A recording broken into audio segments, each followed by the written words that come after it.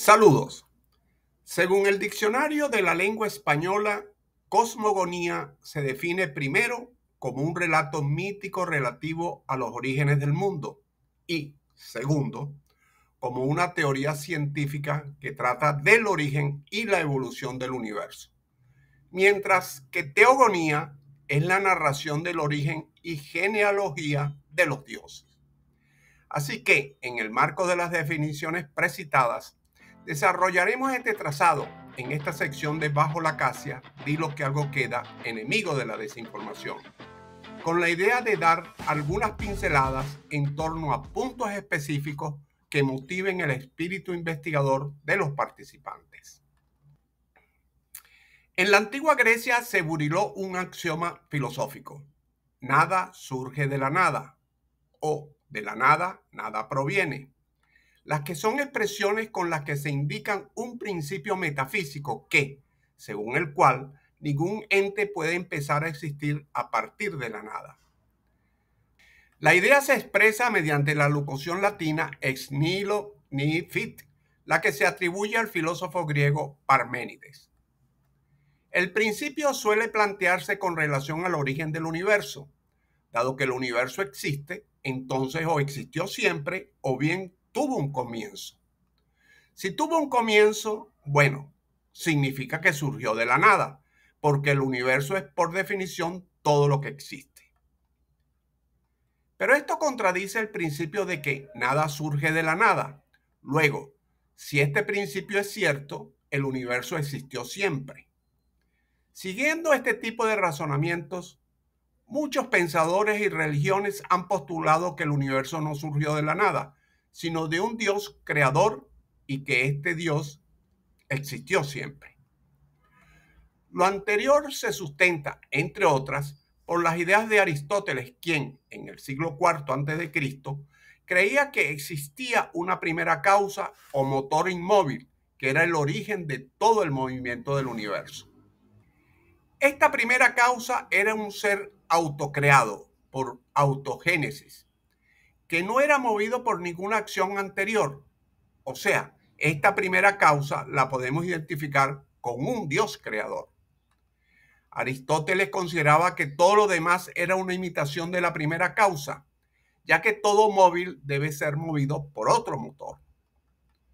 Por lo tanto, sobre la base de esta cadena de creaciones que necesita de un primer motor, podríamos inferir que la idea de desdoblamiento, cuando nos habla de imitación de la primera causa, es una reproducción del uno o primera causa, lo que justifica planteamientos como del uno o creador, origen de la Trinidad, Padre, Hijo, Espíritu Santo en el cristianismo, u Osiris, Isis, Horus en las concepciones egipcias, y como estas, en multiplicidad de expresiones culturales de la antigüedad y lo que el esoterismo simboliza en el triángulo como figura geométrica que representa la divinidad. Los mitos teogónicos relatan el origen y la historia de los dioses.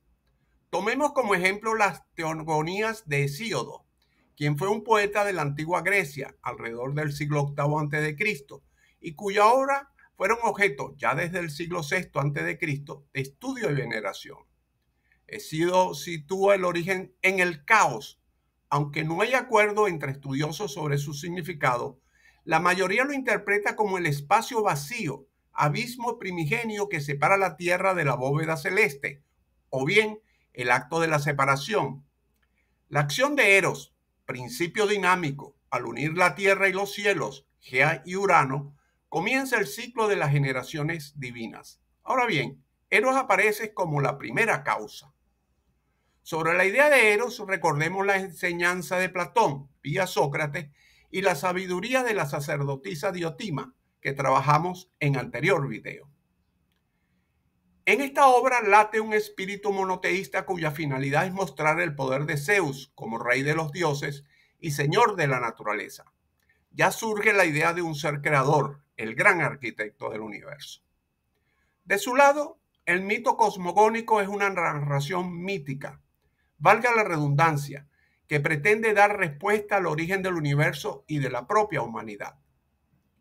Generalmente nos coloca en el momento del caos originario, en el cual el mundo no estaba formado, pues los elementos que habían de constituirlo se hallaban en desorden. Así que el mito nos conduce sobre el agrupamiento, paulatino o repentino, de estos elementos con la participación de elementos divinos, sea un dios o un demiurgo.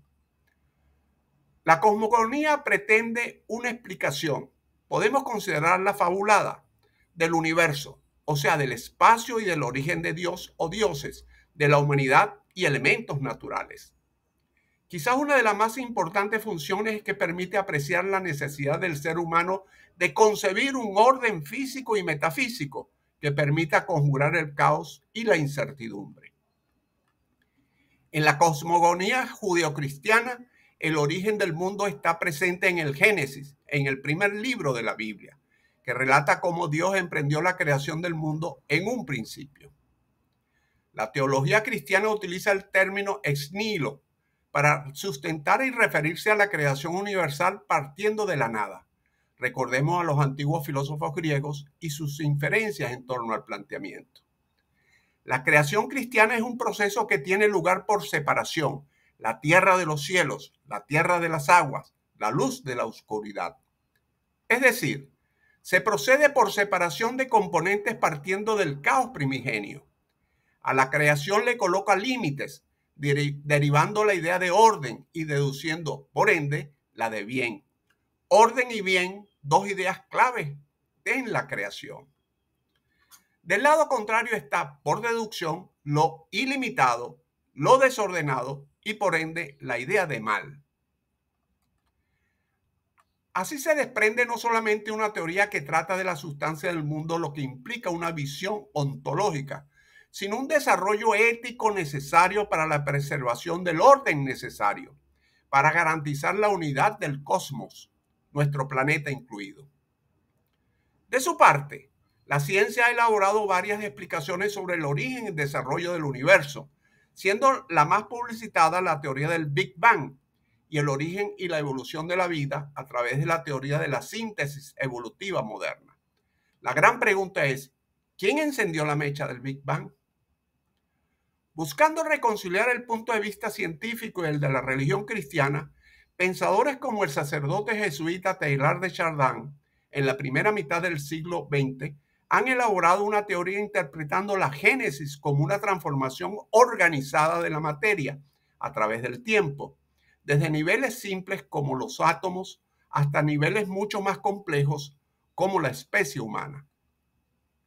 Lo anterior son tan solo ejemplos de una variedad de inquietudes intelectuales que nutren el pensamiento humano desde la antigüedad hasta nuestros días sobre el tema de este video. Abordaremos ahora la relación con la francmasonería.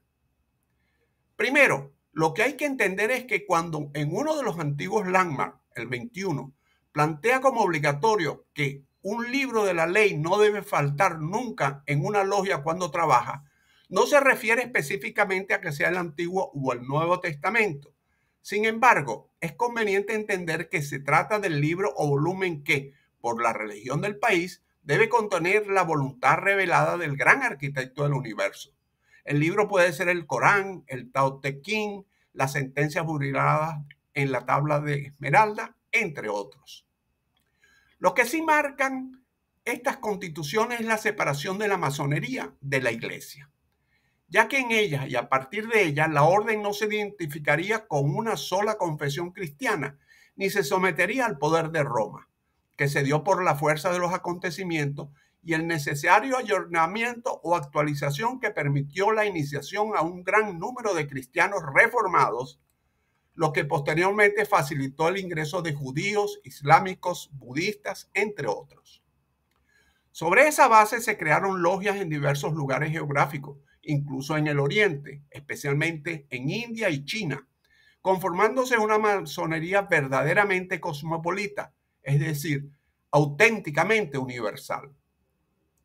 La segunda edición de las Constituciones de Anderson, publicadas en 1738, se organizó en 4 partes.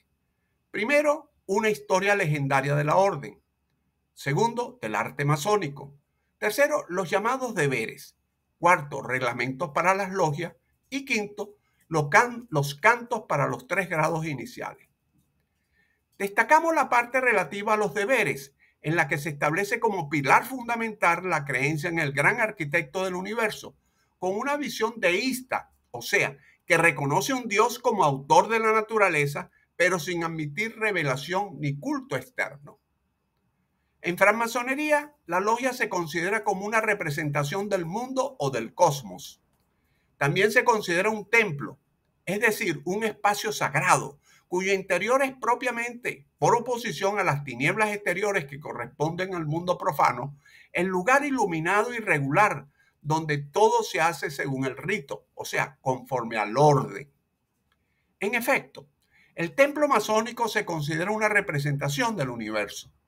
De allí que el techo adornado de estrellas sobre un fondo azul es sostenido por 12 columnas dispuestas a lo largo de las paredes detrás de la columna norte y sur, y estas están rematadas por los respectivos signos zodiacales. Una plomada colgada del centro sobre el ara señala la estrella polar que simboliza el centro del universo, y una lámpara votiva cuelga conteniendo permanentemente una vela en representación de la luz que irradia el gran arquitecto del universo. Los textos masónicos explican que la longitud de la logia abarca todo el mundo, de oriente a occidente, su anchura de mediodía a septentrión, su altura de la tierra al cenit en el cielo y su profundidad de la superficie al centro de la tierra o nadir. El rito del encendido y apagado de las 3 luces y distribución de las candelas al comienzo y fin del trabajo representan la creación y final del ciclo cósmico. Comienza el mediodía en punto, cuando los rayos del sol, símbolo de las influencias celestes y no una práctica sabeísta como se ha querido criticar, se encontraban en lo más alto y caían con más fuerza en perfecta perpendicular sobre la tierra y concluían a medianoche en punto, cuando la influencia del sol declinaba en su punto más débil. Todo un simbolismo que refleja, entre otras, la idea de trabajo en función de la luz y por ende del conocimiento. Las 2 columnas en la puerta del templo representan el solsticio de invierno y de verano, por el simbolismo de San Juan Bautista y San Juan Evangelista, así como la ciencia y la virtud. Desde el punto de vista cosmogónico, el gran arquitecto del universo, como su nombre implica, es el creador del cosmos. La francmasonería es una escuela de filosofar, que no parte de dogmas y simplemente sobre la base de creer en un ser supremo. De cómo el gran arquitecto del universo diseñó y creó el universo, se lo deja a las distintas doctrinas que los masones estudian con la escuadra de la razón y el compás de la comprensión, sobre la base de la libertad de pensamiento y que cada uno, cada maestro masón, asume respetando la decisión de otros queridos hermanos. Una premisa masónica que se tiene presente es orden en el caos, de la cual hay prácticamente consenso en el mundo, ya que sin el orden, no hay posibilidad de creación desde el ángulo metafísico ni desarrollo humano en lo social. Es cuanto, salud, fuerza y unión. La masonería es una orden fraternal cuyo emblema distintivo es la libertad, igualdad y fraternidad. Adelanta sus estudios con la escuadra de la razón y el compás de la comprensión, sostenida sobre las columnas de la ciencia y la virtud en el marco de la libertad de pensamiento. Gracias por su atención y visto lo visto, di lo que algo queda. Le invitamos a darle me gusta y suscribirse a nuestro canal y hasta el próximo video.